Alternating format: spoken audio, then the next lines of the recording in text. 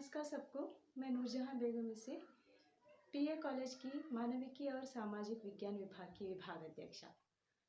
आप सबका फिर एक बार विजडम बाइट्स में स्वागत है। आज मेरे विजडम बाइट्स में विषय है सुख और दुख। सुख और दुख मानव के जीवन में हमेशा रहता है, परछाई के जैसे। कभी सुख आता है तो कभी दुख आता है। इससे कभी हमें डरना नहीं चाहिए। जैसे रात होने के बाद सुबह होती है, जैसे जन्म के बाद मरण होता है, उसी तरह से दुख आने के बाद सुख आता ज़रूर है। मगर हम लोग थोड़ा दुख आते ही डर जाते हैं और हम सोचने लगते हैं कि भगवान ने हम लोगों को दुख दिया है, कितना हमें ही बार बार दुख देता है, हमारे नसीब में दुख ही लिखा हुआ है। ऐसे तो दुख क्या किसी को नहीं आता? क्या सारे लोग सुखी रहते हैं? नहीं, हर आदमी को दुख और सुख दोनों ही रहता है। कभी दुख आता है तो कभी सुख, दोनों एक साथ आते हैं। हम लोग कहते हैं ना, ये पैसे वाला है, ये बंदे को क्या कमी है, हमेशा खुश रहता है, उसे कहीं दुख के बारे में पता है क्या, उसे दुख मतलब क्या है पता नहीं है। ऐसे हम लोग सब बात करते हैं। मगर ऐसे नहीं है कि जो पैसे वाला है, जो अमीर है, जो बहुत सारा प्रॉपर्टी है उसके पास, तो उसको कोई भी दुख नहीं है। ये गलत बात है। पैसे से सिर्फ हमारी ज़रूरतों को पूरी कर सकते हैं, सुख को खरीद नहीं सकते, या दुख को हम बेच भी नहीं सकते। दुख आता ज़रूर है, मगर उसे किस तरह से सामना करना है वो हमें सीखना है। मनुष्य होने के कारण हम लोगों को भगवान ने बहुत अच्छे से ज्ञान दिया है, तो उस दुख से कैसे हम लोग दूर हो जाए, ये हम लोगों को पता रहना चाहिए। दुख जो होता है मौसम के तरह होता है, आज है तो कल नहीं है, परिवर्तन होते ही रहता है। अगर दुख नामक समुंदर के भवंडर में आप फंस गए हो, तो उससे कैसे बाहर आए उसे सोचना है हम लोगों को, धैर्य साधना है। ये वो छोड़कर आज हम लोगों को दुख आ गया, मुझे मरना है, या मुझे दुख आ गया, ये कैसे मैं दूर करूं, मुझसे नहीं हो सकता, रोना धोना छोड़ देना चाहिए। सिर्फ एक ऐसी बात पर मैं कहना चाहती हूँ कि एक घर में माँ पापा रहते थे और उनका एक बहुत ही लाडला बच्चा रहता था। बचपन से लेकर बड़े होने तक उन्होंने उसकी परवरिश ऐसे की कि पिताजी हमेशा उसके साथ जाते, उसे कहीं अकेला नहीं छोड़ते। अगर वो कॉलेज जाता तो भी उसे ले जाते, क्योंकि उनके घर से लेकर रास्ते तक जाने तक बीच में बहुत बड़ा एक घना सा जंगल रहता था। तो वो बच्चे को आदत हो गई थी कि अपने पिता के साथ ही जाना है आना है, तो उसे डेली उसे प्रोटेक्शन मिल रहा था अपने पिता से। तो अचानक उनके पिता को एक अच्छा सा जॉब मिल जाता है दूसरे शहर में, तो उनको जाना पड़ा। तो बेटे को बोला कि माँ और तुम्हारी रक्षा तुम खुद करोगे, अभी तो मैं रहूँगा नहीं ना। तो उतने में बेटा बोलता है, अरे पापा, जब आप थे ना मुझे कोई डर नहीं था, मगर आज आप नहीं हो तो मुझे जंगल के रास्ते से जाने के लिए मुझे डर लगेगा, कहीं कोई खूंखार जानवर मुझे खा ना ले। तो पिताजी कहते हैं, अरे बच्चे, तेरे पास तो मोबाइल रहता है ना, कभी भी तुम्हें डर लगे तो ये कॉल कर लेना, मैं आ जाऊंगा, यानी मैं जो चाहे तुम्हें वो बोल दूंगा, तुम्हें कैसे डर का सामना करना है मैं तुम्हें सिखाऊंगा। तो इसीलिए बच्चा जो है बहुत खुश हो जाता है, पिताजी चले जाते हैं। फिर भी उसके मन में एक डर था और वो बाहर जाने के लिए तैयार ही नहीं था। कॉलेज जाता, जाने के लिए बाहर निकलता, फिर से वापस आ जाता। ऐसे ही करके एक दिन गया, 2 दिन गया, लगातार दिन जाते ही रहे। फिर एक बार परीक्षा आ गई, उसे जाना ही पड़ा। जब वो घर से बाहर निकला, थोड़े ही दूर में उनके लिए जंगल निकल जाता है। तो वहाँ जंगल में ऐसे ही जा रहा था डर डर के कि कहीं खूंखार कोई जानवर ना आ जाए। तो उतने में वहाँ से उसे एक शेर की आवाज़ सुनाई दी। एकदम से बच्चा कांपने लगा, डरने लगा और फिर से अपने पिताजी को उसने कॉल किया, क्योंकि पिताजी ने बोला था कि जब डर लगेगा तो मुझे कॉल करना। तो इसने कॉल किया। कॉल करने के बाद पिताजी ने बोला, अरे वहाँ तो कोई खूंखार जानवर नहीं है, तुम डरो ही मत, तुम्हें कुछ नहीं होगा, इतने सालों से हम लोग जा रहे थे, कहीं जानवर आया क्या? नहीं आएगा। नहीं पिताजी, मैंने सुना आवाज़ आ रही है।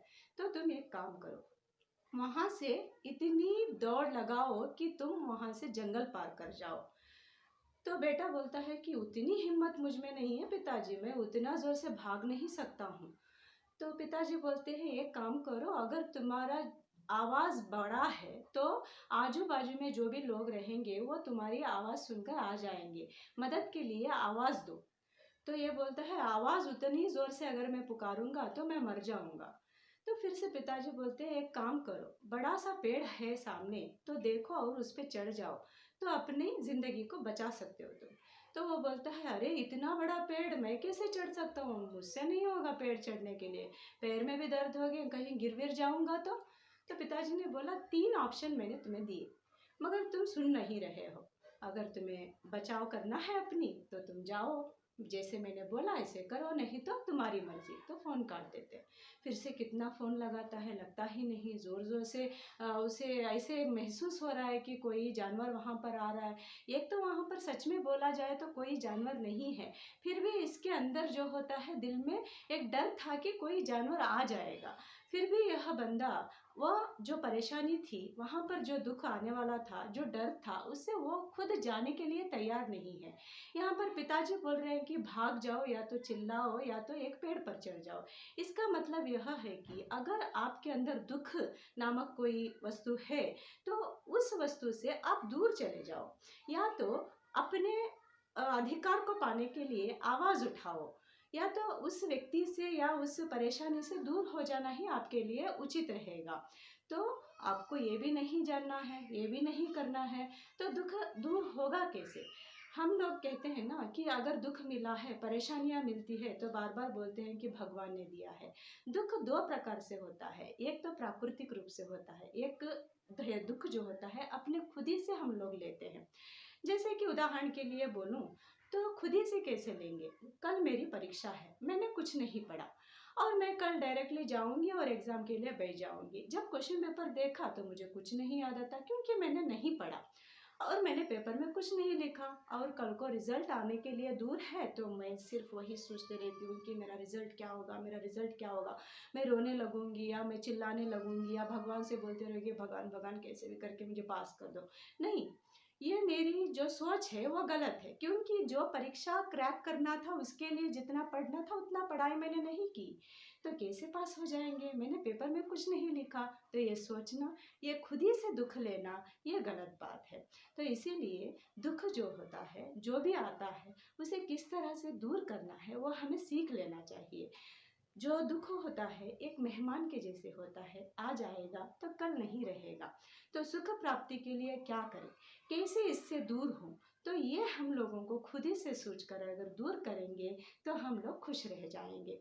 हम लोग दुखी हैं तो इसका मतलब नहीं है कि दुनिया वाले भी दुखी रहे या उनको हम लोग दुखी दें।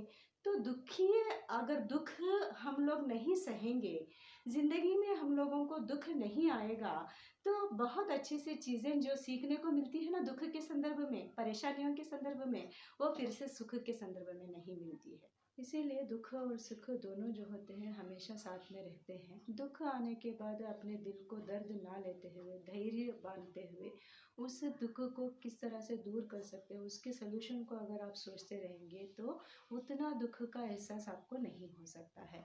तो इसीलिए कैसे भी करके उस दुख को कैसे दूर करें और खुशी को कैसे लाए वो सोचिए। तो ऐसे दुख और सुख दोनों मनुष्य की ज़िंदगी में हमेशा रहता ज़रूर है, आता ज़रूर है।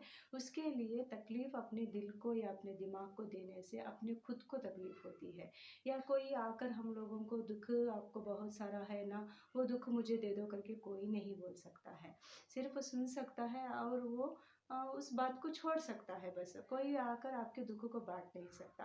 तो अच्छा है कि आप खुद उस दुख के खिलाफ लड़ाई करें, उससे आप बाहर आए और सुख की प्राप्ति करें। इतना कहते हुए मैं अपने बात को समाप्त करती हूँ। हमेशा खुश रहने की कोशिश करें, हंसे और दूसरों को भी हंसाने की कोशिश करें। धन्यवाद सबको, नमस्ते।